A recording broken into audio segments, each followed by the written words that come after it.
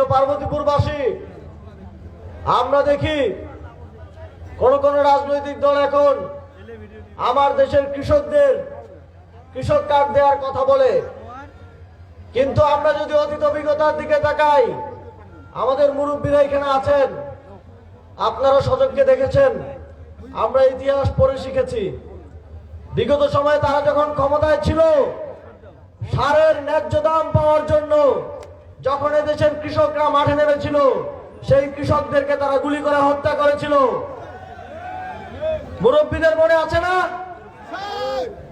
আমরা দেখেছি যখন বিদ্যুতের জন্য বিভিন্ন এলাকার মানুষজন আন্দোলন করেছিল, তখন সেই মানুষের উপর প্রশাসন গুলি করে তাদেরকে হত্যা করেছিল, শহীদ করেছিল।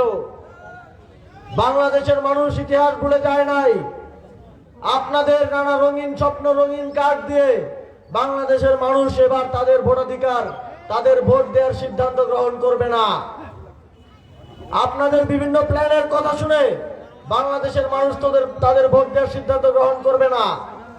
গত 17 মাসে আপনাদের কার্যক্রম দেখে বাংলাদেশের মানুষ ইতিমধ্যেই প্ল্যান করে ফেলেছে কাকে ভোট দিতে হবে, কাকে ভোট দিতে হবে না। আমরা 11 দলীয় জোটের পক্ষ থেকে স্পষ্ট করেছি,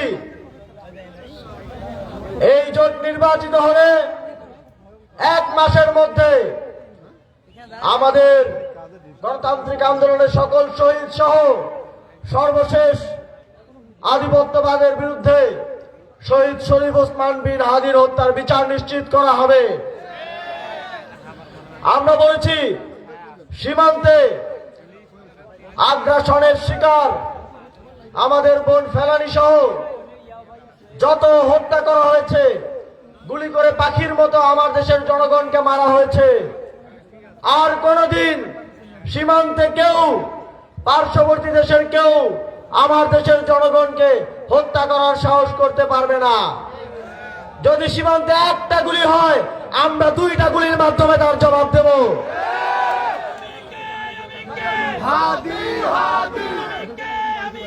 আমরা শুনছি কোন কোন স্থানে তারা বাংলাদেশের জনগণকে হুমকি দিচ্ছে, যদি এবার ধানের শীষের বাইরে ভোট যায়, তারা নাকি জনগণকে দেখে নেবে,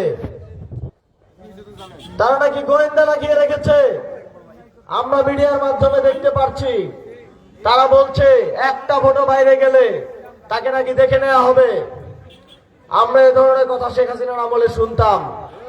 আপনারা 18-24-এর নির্বাচনে এ ধরনের কথা শোনেন নাই?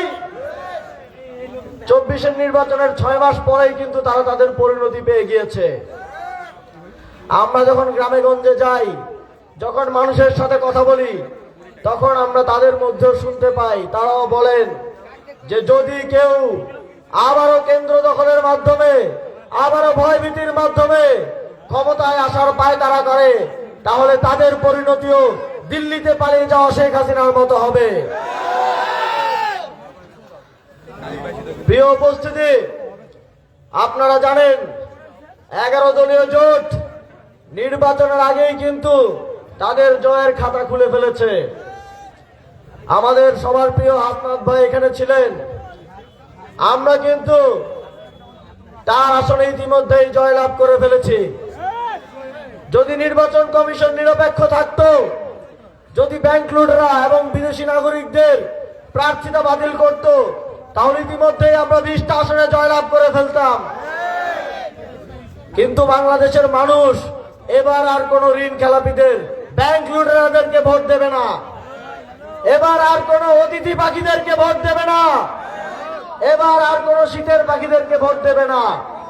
এবার মানুষ আহাদ ভাইদের মতো, যারা মাটির সন্তান, যারা মাটির কাছে গিয়ে মানুষের দুয়ারে দুয়ারে গিয়ে তাদের কষ্টের কথা শুনেছে, তাদের সমস্যা সমাধানের প্রতিশ্রুতি দিচ্ছে, তাদেরকে জয়যুক্ত করবে ইনশাআল্লাহ।